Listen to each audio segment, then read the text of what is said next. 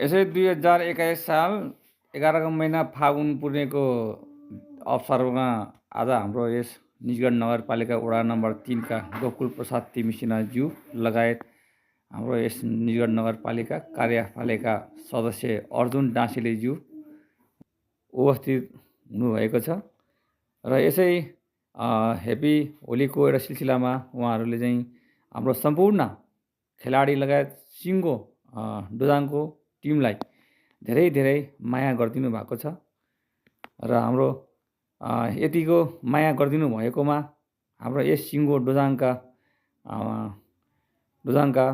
प्रमुख मानबहादुर लामा ज्यू लगायत म सायद नक्कल बहादुर बोल तामाङको सिङ्गो टिमको तर्फबाट हजुरहरूलाई धेरै धेरै धन्यवाद, स्वागत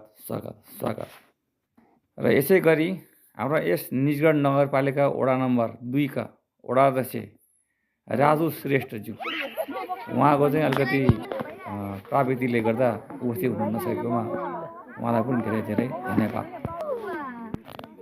आज चाहिँ यस एकदम झकास साथ रमाइलो गरिदिनु भएको छ। सम्पूर्ण खेलाडीहरूलाई अति धेरै माया आशीर्वाद दिनुभएको छ। यस आफ्नो खेललाई सकेसम्म अगाडि बढाइ लैजानु भनी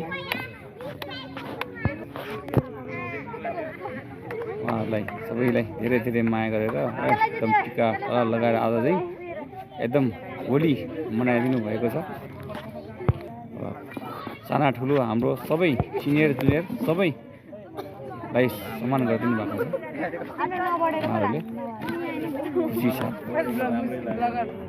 हाम्रो खेलाडी एक टिमका खेलाडीहरू पनि एकदम खुसी साथ एकदम रमाइलो पनि गरिदिनु भएको छ।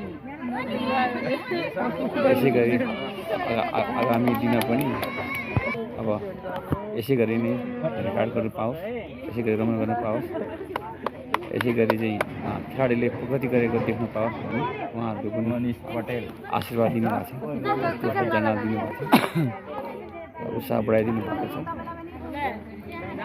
खेलाडीहरूलाई।